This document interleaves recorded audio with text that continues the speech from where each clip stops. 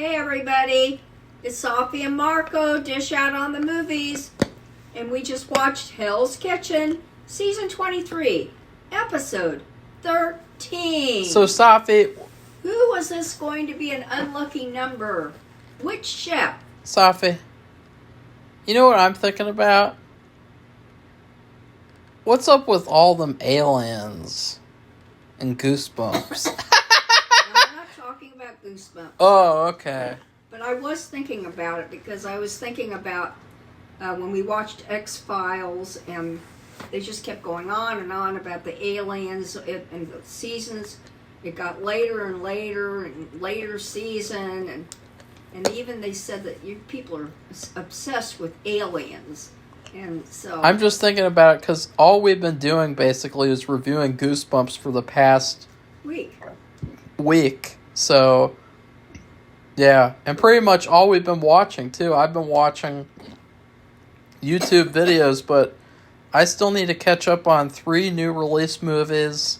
I think Safi has like 4 or 5. She's got to watch Megalopolis with Aubrey Plaza, so she should enjoy that. And also, Safi, what should we say about David Lynch? yeah, because he's dead. We were very sad to report that David Lynch He died. passed away. And it makes me sad because I've been listening to all these 60s groups that I listened to when I was like in 6th grade and on my radio. It was an AM radio, and they get the top 40, and I've been listening to all these, Hollies mainly, and Marmalade, a group from Scotland, and all these other groups, Gary Puckett and the Union Gap, but anyway, enough of that. But it's very sad that he, I guess he thought that he could smoke cigarettes like he was, like a chimney stack. And I apologize, I guess, to people who smoke, but he's dead. And I think he thought he's going to live forever. God, Safi! He thought he was going to live forever, and I think it's been hard for him the last few years because Marco said he reported that if he was going to make anything else, any more movies or anything, that he would have to do it from his home, right? Well, I didn't know what was going on because first he said something about like if Twin Peaks fans want season 4, they have to be patient. And then he came out with some project that was called Unrecorded Night that was supposed to be made, and it didn't get made, and unfortunately it probably won't get made now. No. And then he was going to make some movie with Netflix, and Netflix turned him away because he's a white man, and Marco, you don't know that, and it's don't true. say that. It's true. No. They told him something about like stuff that he makes that people like him is like stuff people don't want to see anymore, and it's like that's typical like modern movies and modern shows. Like that's the type of things they say. That's crappy. Because they don't have any idea what they're talking about, because everyone in the world would have watched something that David Lynch made. Nobody in the world cares about these modern directors and these modern writers because they have no talent and they copy YouTubers' ideas, random people's ideas on YouTube from 2021. They get paid to plagiarize. So I don't know. I feel sad about it. Yeah, I can't believe it's it. unfortunate he didn't get to make like one last project like that he wanted to make. I think that the pandemic kind of screwed things up for him too. But there was also some rumors about maybe he was shooting things secretly. Like maybe he was like getting a head start on something, but I don't know. But it's unfortunate. I really think though that instead of focusing on him passing away, people should be focusing on like, okay, instead of making these bad movies and bad TV shows like Goosebumps, where they plagiarize YouTubers' ideas, maybe we should start making good movies and TV shows again, like the things that David Lynch made, and maybe we should be making things that are like things that he would have liked, because you know, he made movies and shows that were better than like everything that's coming out today. So like I think that I don't know, it's just it's pretty bizarre, especially cuz Safi like this morning was talking about how much she was excited for Twin Peaks season 4, and I said, "Well, good luck with that." And Safi started crying. We did want to see another Twin Peaks. Yeah, and I still do. I still do. Truth. I think Twin Peaks it needs to go on. Like I'm sick and tired of these TV shows that rush to an end or they don't have any seasons at all. Because it's like, why even make a TV show? Like, that's the whole point of TV shows, is that they go on. And so I think that they should make another season immediately.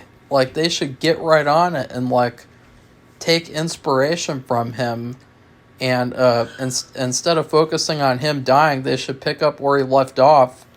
And they should make newer, good movies. Right? I don't know. Like I've said, I've been listening to these bands, but when you get older, your voice, if you're a singer, your voice changes. It's hard for you to, except for the guy who's the Marmalade lead singer.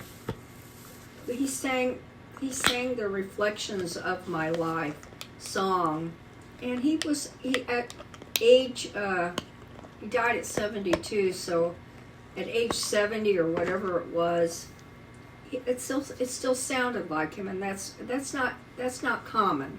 Usually they kind of lose their voice, and I'm thinking of a few particular people they're probably older than he died at 72. But David, but if you're a movie maker or a writer, if you have your mental facilities and you've got the ideas, you should just keep on working. Don't stop. And David was always... The reason why I said people should just pick up where he left off is because David was always only just one person. Like, he even if he was working, he wouldn't have been able to, like, make, like, a million more movies and TV shows.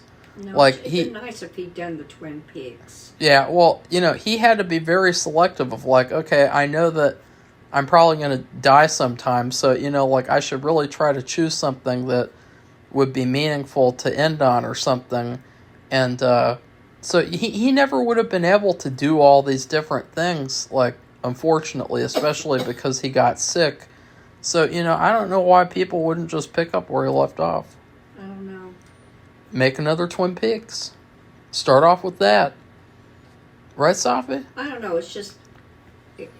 something like that. Of course, they probably make it an agenda show, though. That's what they would do with it. They just put, like, a bunch of agendas on it. I don't know. You can always hope, but it's the way it's been lately. People slide a few things in there. Or they just copy my ideas. Oh, Marco, shush up. Even though I don't have any Twin Peaks videos like that. Okay, well, I think we should move on to our tonight's show. It's just that Hell's Kitchen, there's not much to say. There really isn't, because the thing about the show, like I said, I used to watch it a lot, and then I noticed all these people smoking. God, Safi, get off of that. You mention that every video. I won't. I stopped watching it because I couldn't. Safi, you're watching it now. These people are Nobody cares. These people are all professional. You're watching it right now. Be quiet. They all have it seems like they all have their own restaurants. And so we're down to 5, 2 women and 3 men. And what they started off with, which I think it was just like a gimmick. It was like a joke challenge. And I think that this season, I think the biggest problems have been the weird challenges, like a lot of, like the way that they're ordered around, like the fact that this one was in for the top 5, their first challenge was to do this kind of joke challenge. And I think also the other big flaw of this season has been the lack of real punishments. compared to other seasons, the punishments have been very lax and have been very weak. Especially the punishment this episode, which was basically what they have to do in their own restaurants and here. Because of the health department. Yeah. They have to have everything sparkling clean. Everything. And the food and everything has to be put in certain places at certain temperatures. And if it's not, I mean, he would throw a fit. But they already know because they all have their own restaurants. And that's just the way it is. It's a given if you're a chef or working in a kitchen. So the first challenge was that at this place, this is a big resort. So they have, one thing they have, I guess, are a live entertainment. And part of the live entertainment are comedians. So they have 5 chefs.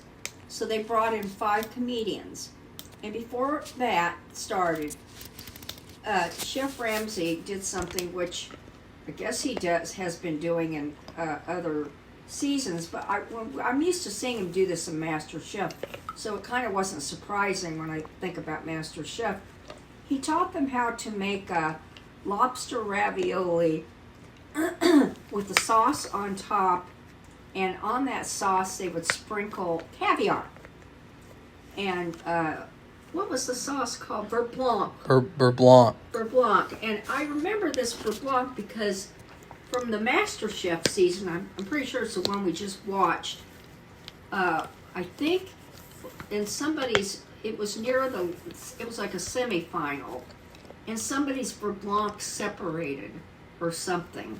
And so that's when I first heard the words beurre blanc. So I remember what that was. But anyway, I'm bringing that up because their jobs they were each assigned a comedian.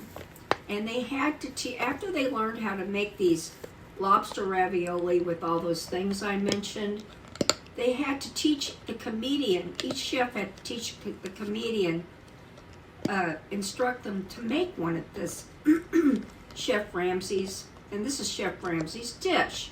And that's what they did. And so one of them, the one that Egypt had, the guy didn't know what he meant by beurre blanc.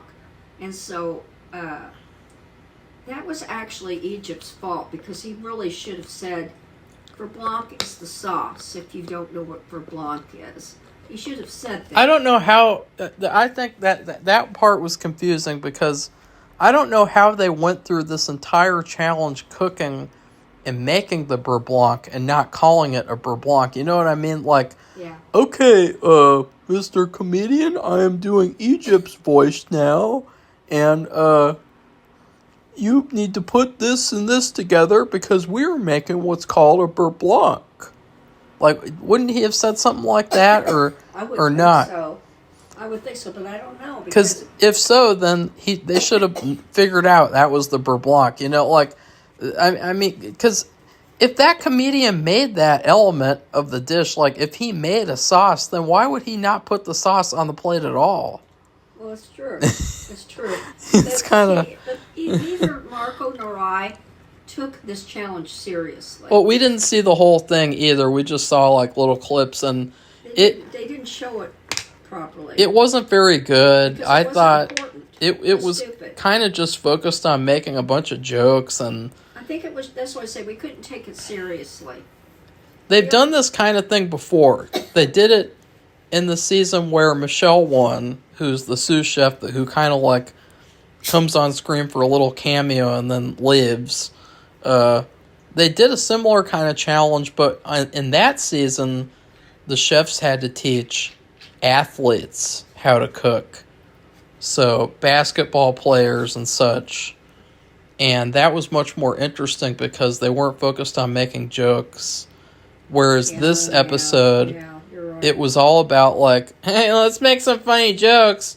Oh, isn't this funny? Kyle, you're gay. Ha ha ha.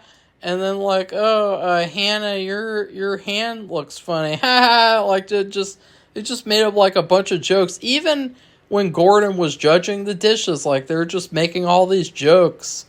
And it's like, this is the top 5. This is the Black Jackets, and it's like we're starting off with jokes. Well, even Egypt said, I hope this challenge isn't going to make or break my career as a Black Jacket chef. Well, and I don't know, like, was it... I agree with him. Was it purposeful that, like, maybe, like, let's take some of the pressure off of them and do, like, a fun challenge? But that's what I think it was. I don't know. But also, it was really weird. You're giving instructions to somebody else who may not be as familiar with the dish as you are, and I think that that was kind of a test, although it was a fun test, because these chefs wouldn't be instructing somebody who wasn't knowledgeable about the kitchen, and these people weren't chefs. They were comedians, they were performers, and they really weren't that knowledgeable and, professionally knowledgeable about cooking. My favorite part was when Egypt and his person came up, because they didn't have any sauce, and the comedian, instead of being serious and basically putting the blame on Egypt and saying, well, Egypt didn't explain it to me properly, he started joking around and said, oh, I thought it didn't need any sauce, and that was really fun. And then he picked it up and ate it without it. He picked it up in his hand, didn't he? Yeah. And ate it. That was funny. These are like raviolis.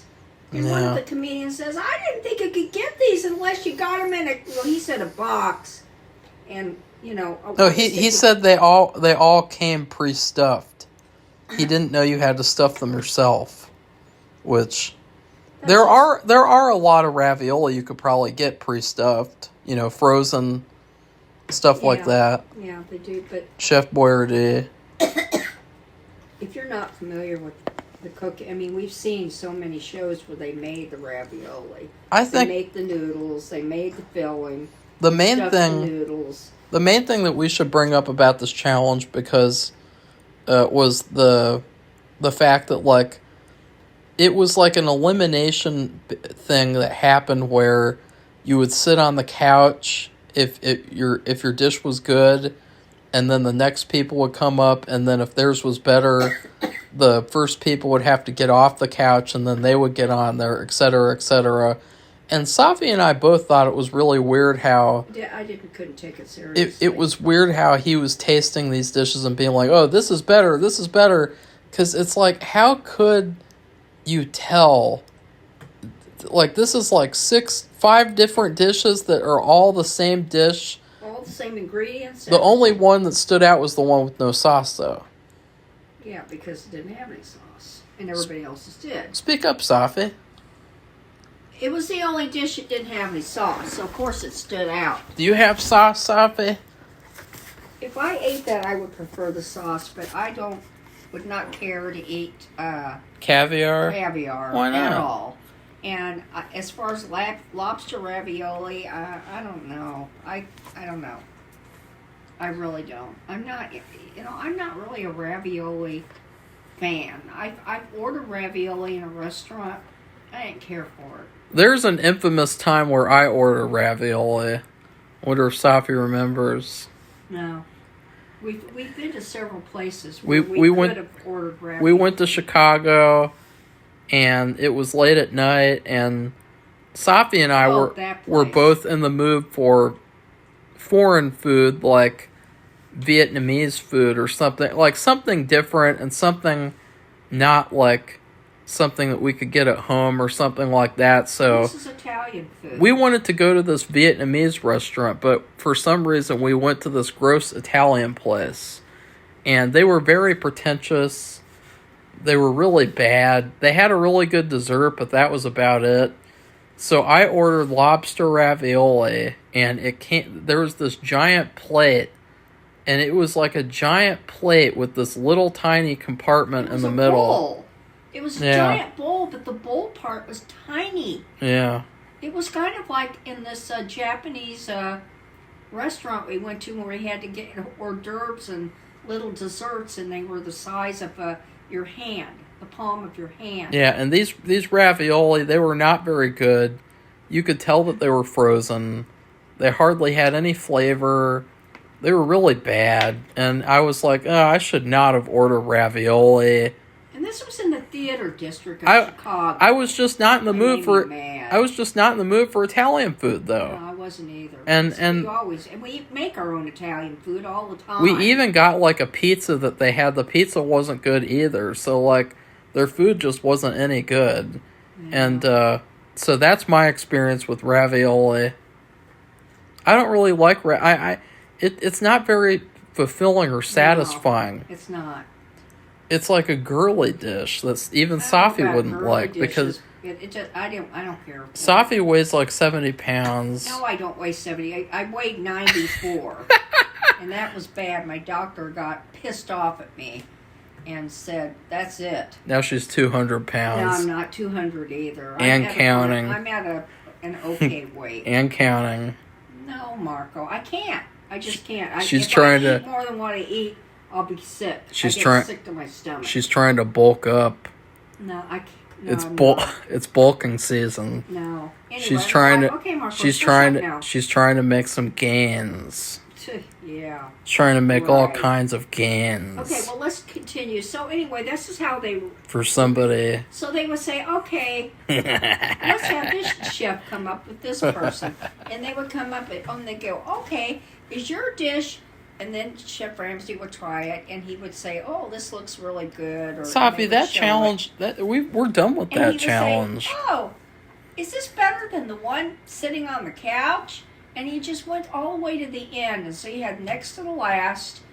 They got on the couch, and then you have Hannah and her comedian, and they got up, and I thought they won, but they didn't. They lost. So the losers all had to clean up the kitchen. And that's what I mean. All they had to do was clean up the kitchens. And they showed the mess. It was a big mess. But that's not a punishment. That's just what they have to do anyway. And they know it. And they're used to that. And because they know that if they didn't do that, the health department would shut them down if anything was amiss. But the winners was... Wit. And she got to go on a shopping spree, and $1,000. she brought Kyle with her. Chef Ramsay asked her who she wanted to bring, and she said Kyle, because Kyle is a shopper. After they went shopping, Safi, why don't you stop interrupting me, and maybe the review will go a little bit faster. And after they went shopping, they had lunch with Michelle. And it was like, oh, great, we get to see the sous chef for like 1 minute of the show. Because she comes on and she's just like, yeah, it's a harder competition now because you're in the top 5. And it's like, wow, I never would have figured that out. And so she gave him some pretty good advice. And then Kyle, they were making toasts and he said, here's to Whit going home. And I thought that was kind of hilarious because it's like, you know, Kyle, she's the one who won this challenge. No, Whit won the challenge and asked Kyle. Kyle, she's the one who won the challenge. So you were brought here as a guest because she won the challenge. You didn't win the challenge. You were the first person who was eliminated because you were on the couch first. That's right. And then you immediately got eliminated. So here's to Whit going home. Well, here's to you getting to be a guest because Whit actually won the challenge. Okay, so then they did the dinner, and I knew Brandon was going to go home. Safi, she was like, I don't know what's going on. Well, I don't understand. They were just focusing on Brandon. Because he's going home. Well, I don't know. The way they did that, it was just really weird to me. Why? It was like all they were talking about were all the meats that they were going to serve. So they had is it haddock and beef Wellington, rack of lamb, What else? Salmon. That's that. They did have salmon. Now, and they just kept saying that. And I'm like, where's the side dishes that go with Brandon had to do all the meat. And he screwed up basically the entire time. Yeah. And it was really bad because earlier on, when they were doing the punishment, he had said something about, like, I'm an introvert, and in my restaurant, we don't yell at each other, we just talk to each other.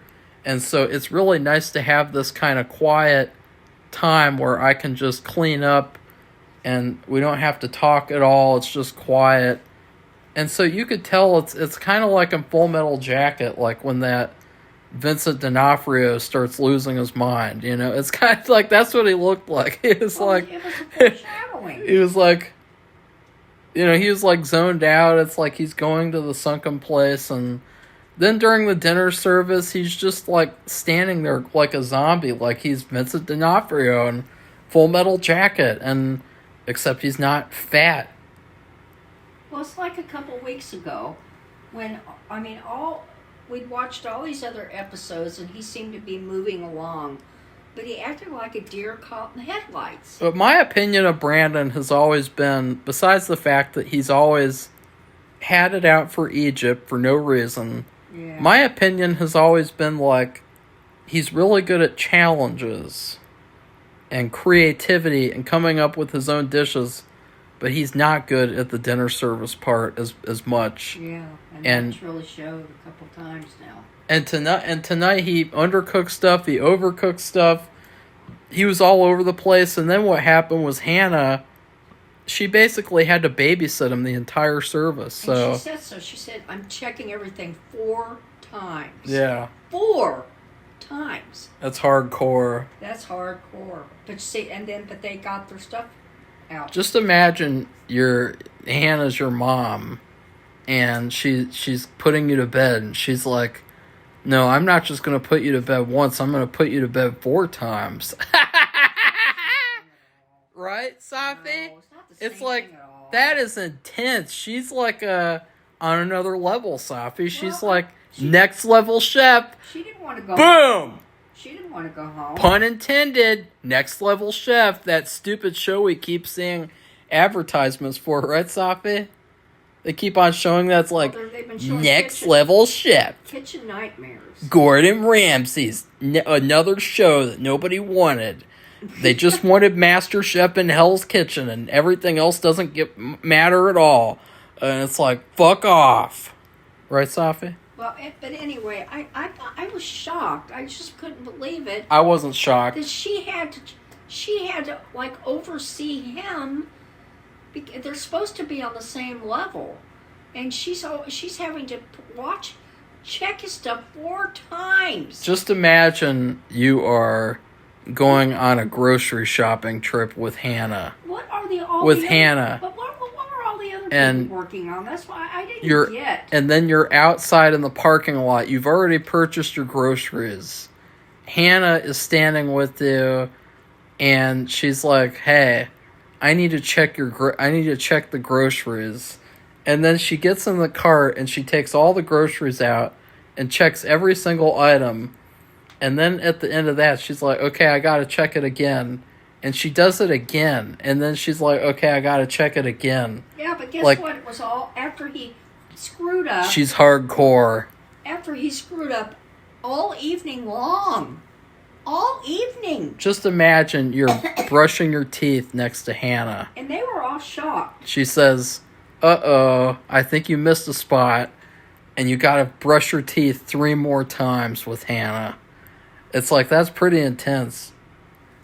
What? You need to fix those. You can't leave them all wrinkled up like that. I'm not done with those. Well, get busy. I've been having to watch Hell's Kitchen all evening. All evening? My It was on at 8 o'clock. My pizza fell on the floor.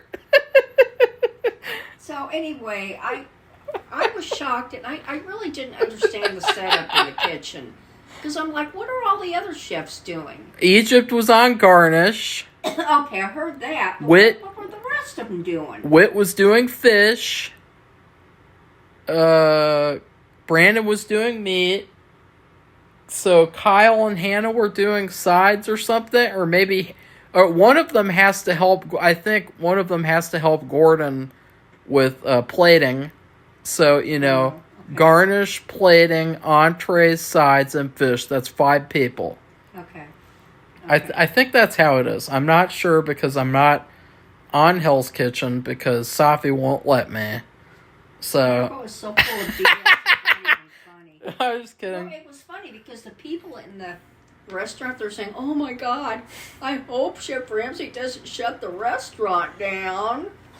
That's how worried they were because he kept screwing up. I thought, and he just stood there like a statue. Now, Safi, I was like, "What the hell?" You said last week you thought Gordon gave people black jackets based on who he wanted to give them to, rather than who deserved it. Yeah. So Brandon was the first one.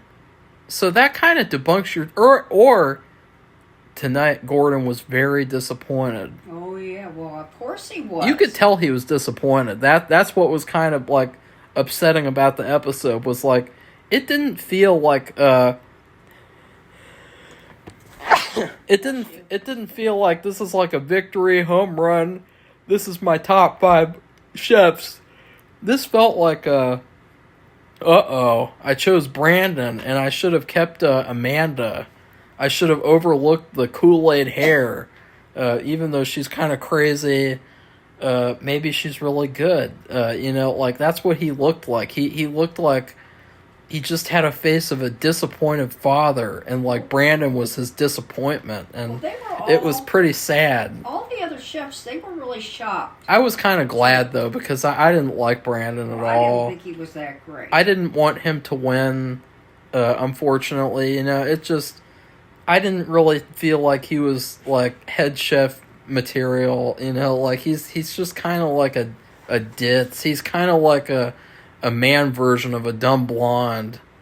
Yeah, I don't know, but I hear this part that you said when they were the losers of the challenge and they had to clean up the kitchen, which is no surprise. It has to be kept clean because of the health department. And you said that he was glad it could just clean and be quiet, not talk, because in his kitchen back where he lives and works, they talk quietly to each other during the service. There's not this yelling and coming behind you. I don't like the yelling. Hurry. And I don't like the yelling either, quite frankly. I don't either. Well, everybody in the restaurant, they get upset too. They say so. They say, "Oh my God, I hope we're not going to close the kitchen. Oh, they're going to get it now." They're saying all this stuff. I'm like, oh my God. They don't have much faith in what's going on. That's what works for Gordon, though. So, that's what happened in this episode. As I said, even though this review has been 33 minutes, I think we spent like 6 minutes talking about David Lynch. Yeah, but he deserved it. He is a really good... And his lunch. Very creative. David Lunch. And he... I don't know, you just can't... Some of these people, you can't replace them.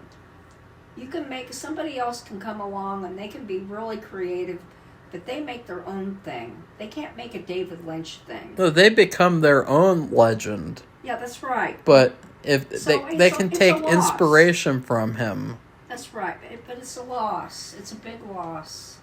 It's sad. So, anyway. I think it's sadder we didn't get a season 4 of Twin Peaks because yeah, I feel like we've been disappointed about that for a long time. I feel like he deserved to make one last season because like I really didn't feel like it was over, and I felt like it was obviously like a setup for another season. And so if he had ideas, which I think he did for like another season, it's really a shame that he didn't get to finish that at least, because now other people will have to finish it if they decide to, which they probably won't. So we had been joking for years about like, oh, another Twin Peaks cast member just dropped dead. I know, because they You know, can't. 'cause They can't live forever either. that's just not He how. kept saying that. What's he doing? Yeah. He's not going to live forever, but he's not either. And then what happens is 2025, the year starts off, and he's gone. And Safi is like, you know, she's really disappointed. She got potato soup at Panera Bread that was also kind of disappointing for her. It was really good, except I don't like onions in my soup. Safi doesn't like onions, but she does like weird things, like pizza with everything on it that falls on the floor. Oh, well, Marco. My pizza fell on the floor. A flimsy paper plate instead of putting No, that was a hard no plastic plate. No, that was the other piece of pizza. I didn't want to put any pizza on that plate because there was a little hair on it, and so I didn't. Oh, God. I put that in the sink. I took a page out of Adrian Muck, and I got a paper plate, and I got Stupid. I just had one pizza. All my other pizza fell on the floor, so that's kind of like Hell's Kitchen tonight. That's stupid. Why? So anyway, that's the end of the story. Hannah would have made 4 pizzas, right, Safi? Right? I don't know. I don't know who's going to win, frankly. I think anybody could win. I thought Egypt would be the guy, but I'm just not sure. I'll be happy if any of them win because I like all 4 of them. Yeah. It's just like this challenge. To me, it was just a fun thing for the audience. Yeah. To see these comedians learn how to cook. And like one of them you could see, and nobody said anything, but he dropped one of his raviolis on the floor. I think it's the one who didn't have any sauce. Honest. I mean, how could you stand that? Even spaghetti. Could you imagine having the noodles and not putting the spaghetti sauce on them? Actually, I've seen all the time in movies and shit. You see like these people, they get some fucking noodles and put them in a bowl, and they're just eat the noodles or with butter, and it's like, what the hell? Puke. I think they did that in Spy Kids too. Yeah, they did. I've seen and it too. and like it's like, what the hell? You know, like this is really weird. It's like weirder than my pizza falling on the floor. So I would give this episode a B-. It was just kind of a meh episode. Like, for the top 5, it really just kind of felt like they got rid of another weak link, which is a mean thing to say, but it just didn't really feel like there was much competition. It felt like half the episode was just centered around jokes, and the other half was just Brandon failing miserably with Hannah. Standing there like a deer in the headlights. Hannah had to babysit him, dominate him, and she's not like that. She's not some loud, dominating person. She's quiet, and she did speak up all throughout the evening, though. You know, something has 4 more minutes, and coming behind you, and constantly. So, and you can hear her every time she talks, even though she's a quiet person. They just have some, I'm just going to bring it up real quickly. They have some stupid thing in the show about ghosts. I don't know what was going on. They all sleep in the same room. Oh, yeah, that was the first, 3 minutes. And, we're going like, what the hell is this? I was like, yeah. What's this going to be about? I thought they were going to be surprised by Chef Ramsay. And yeah. He was going to pull a stunt because things like that have happened in the past. It reminds me of on those reality shows. Now that you guys are gonna you guys are gonna feel really disturbed to know this, but Safi, she has some pretty bad taste in what she watches, and so she's probably thinking about. Used to watch Big Brother. Well, no, she would not only watch Big Brother. Survivor. She subscribed to this service where you could watch. You could watch Big Brother 24 hours a day, and you could watch what these people are doing in the Big Brother house 24 hours a day. Safi was watching the Big Brother 24 hours a day. Yeah, it was. What the hell? I don't know why I did that. It was a long time ago. They may not do that anymore. See, Safi admitted it. Yeah, I did. I did do that. She had to know what was going on 24 hours a day. She didn't was have anything more important to do. She wouldn't pick me up from school. Bullshit. I picked you up every day. In the later That's a years. lie. In the later years. Well, I'm not. I mean, you could take the bus home like a big boy. No, the bus sucked. The bus was I the don't worst. care. The bus was like worse than like getting the flu. You know, like I don't think so. yeah, the bus was awful. But you know, Safi, she watched Big Brother 24 hours a day, so No, I just see what they were doing in the middle of the night, but it wasn't the middle of the night because they're in California, so they're 3 hours back. I wish that they did Biggest Loser 24 hours a day cuz I have a soft spot for Biggest Loser cuz it's pretty bad. Well, I don't know if they still. I don't watch Big Brother anymore, but I don't know if they still do that. So, anyway, so if you like this video, give it a thumbs up and become one of our subscribers. Safi, we now have 600. You never graded the episode. What are you just going to copy gave it me? a B. Oh. A B for what? Brandon. Big Brother? B for Brandon. Well, Marco knew right away he was going home, and I said, "What? Why do you say that? What did he do?" He said, "He's the one. He's going." I said, That's it. "Get ready. He's going home." He's going And I home. said, what happened? What did he say? Hannah has What did to you see? I didn't see it. Hannah has to hold his hand cuz he's going home. And he's gone now. Safi, that's a cue to end the video. Okay, everybody. You just Goodbye. you just spaced out like Brandon. Oh, my hand's itching. Bye. Bye, everybody. Bye.